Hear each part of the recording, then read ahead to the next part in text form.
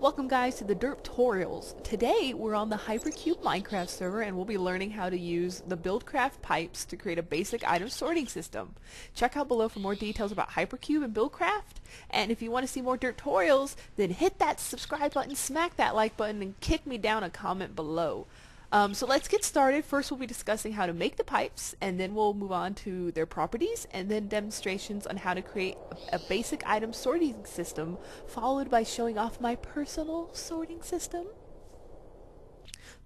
So let's dig on into it. So here you can see all these pipes. Keep in mind that HyperQube is a highly modified server. It has over 115 mods on it, but we're mainly going to be focusing on just the BuildCraft pipes. These down here, the cobblestone transport type, the stone transport pipe, golden pipe, and wooden pipe, obsidian pipe, and diamond pipe.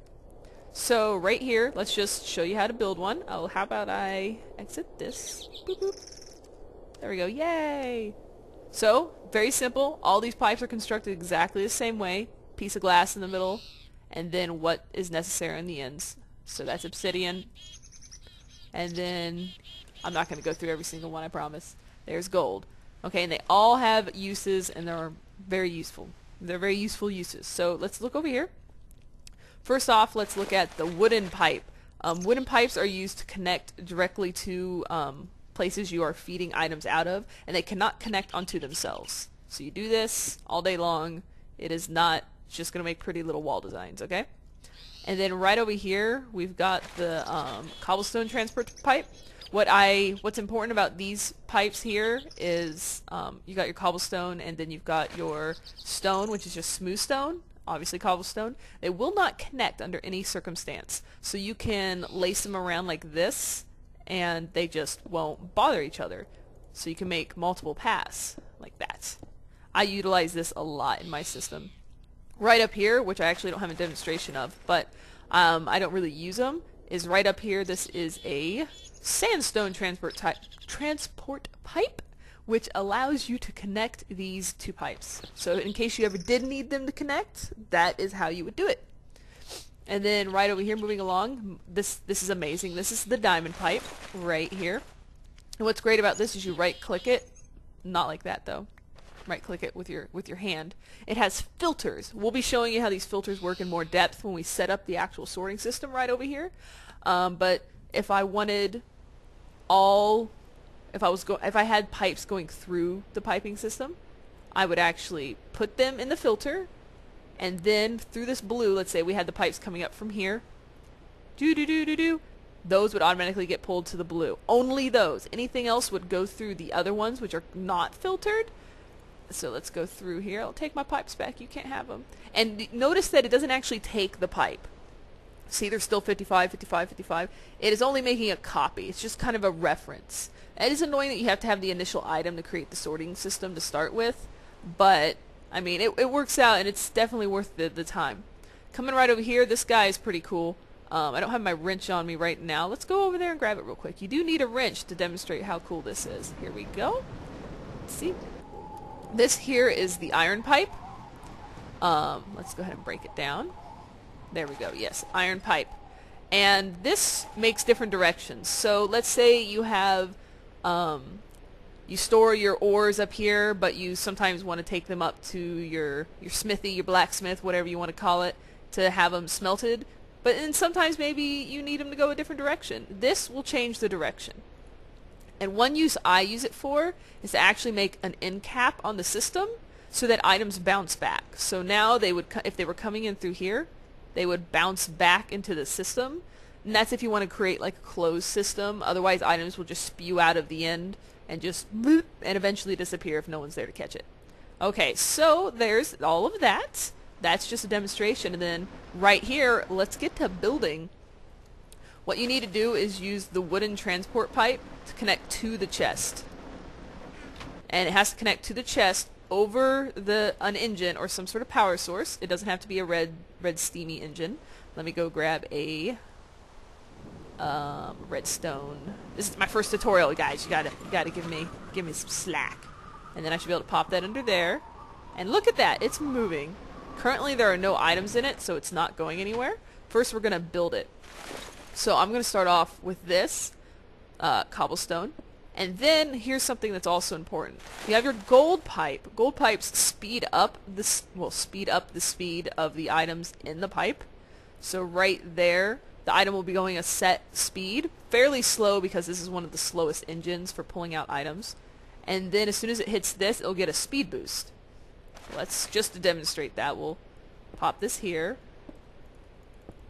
Let's move these all over here. Alright. So we got these chests and we want to sort some items in them. Yay! Now, see, they're not too close together, but here's where the problem arises. So we're going to do this without any diamond.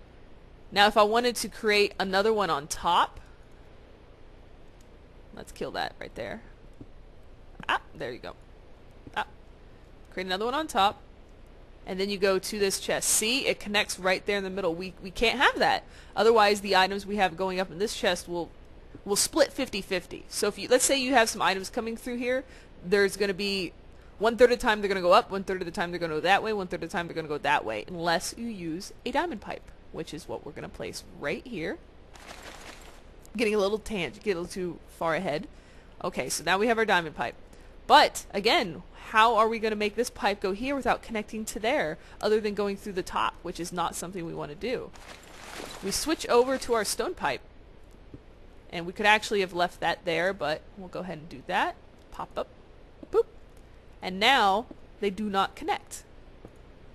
So, here we go. Now you have the items feeding in through here. It's going here. And then any items that are not filtered, let's say you have diamonds, gold, obsidian going through these three.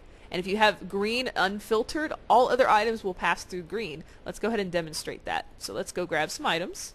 Let's grab diamonds, obsidian, gold, grab some other randoms, grab some wood. I do want to demonstrate you have to put a filter of every kind of the item. You can't just put wood and all wood goes, which can be annoying. So, let's go ahead and start the filter first. Blue is always going to be this side. Black is always going to be bottom. Whitish gray is always going to be top. Green is always going to go this way. And then on the other side you have yellow. The other side would be red if we were using that. And it's very important to know that when things start to get complicated because it makes it a lot easier. So we're going to go ahead and have gold go in the middle. Then we'll have diamonds go to the top. And then we'll have obsidian go to the bottom. And then everything else will go through green. But if we do not have yellow blocked off, if for some reason the items bounce back, they would go through yellow. We don't want that. So currently I'll just put a torch there.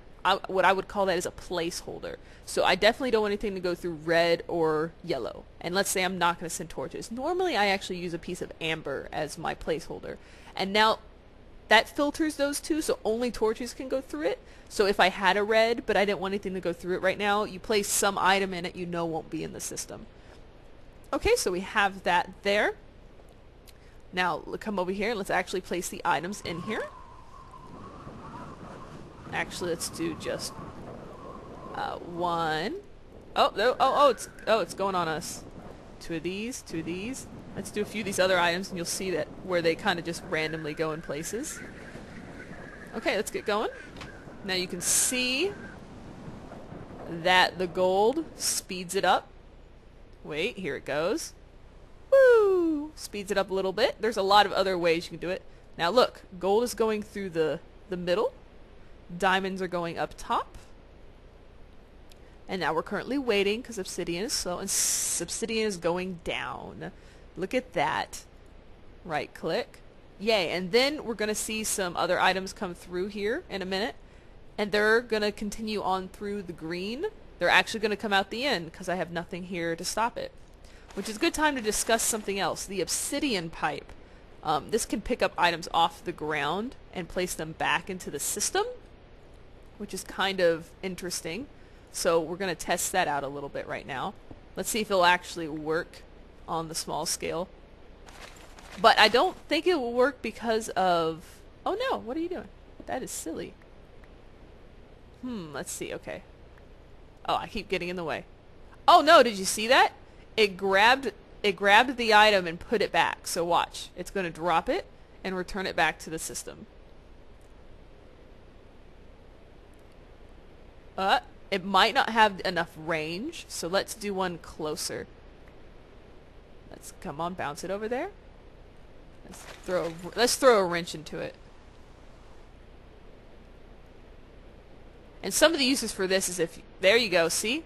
It automatically pulled it in. I've actually not used these too much myself, but I can see the uses, especially if you have like a large diamond operation, or diamond mining operation, and you want to just make a huge chain of pipes with these on occasion, or maybe you want to use turtles or some other way to just drop items there and they automatically get sucked up into the system, or maybe you want two separate systems and you want this to spit the items out and then have this pick it up for a separate purpose. Maybe you have an automated pulverizer cooking system going on with these. So let's have a look inside. We got some diamonds, we got some gold, and now we got some obsidian. So you guys can see the basic way this works. Now let's come over here. Looks like he's starting to get a little hot. You can have these overheat over time, so that's always scary. So let's turn him off so we don't end up blowing up the house. Returns to blue. When it gets red, you can blow up your house, so that's not good. Okay, so I hope that helped you guys understand a little bit more. I know there's a lot of people on the HyperQube server currently that aren't familiar with how to do this. I hope this was a pretty straightforward tutorial on how to create the properties and then how to build a basic sorting system. Now real quick, just before we end this and wrap it up, be sure you hit that like button because I know a lot of you guys are forgetting. You meant to. I'm going to show you my current sorting system with me and my best friend, Catarist. So here's all the items. All sorts of different things going on in here. Now let me come around. Now here's the actual sorting system. Just going by the same properties that I just showed you. It does take a while to set up, so let's right click this. You can see that I have cobble going up top, dirt, gravel, flint going to the middle, sand going there. Like a lot of this isn't overly sorted yet. There's fancy stone, the refined stones. Let's see. Got flowers, seeds, saplings, and how it works is, let me come up here. Let me pull out some.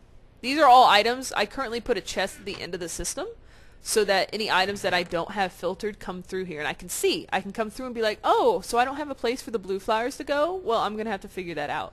So I like to do that. Otherwise, they spit out here and they potentially disappear if no one figures it out and gets them. So all that happens here is we go through and I pop all the items I want filtered right here. And they go through the system and get filtered. Currently, I also have the red pipe coming off, leading up to the kitchen. So I have my meat coming up here and my fruits and veggies coming up here. And the way that works, let me just go down there and show you. Is I am running these pipes here. That one is the fruit and stuff, which I haven't filtered very much.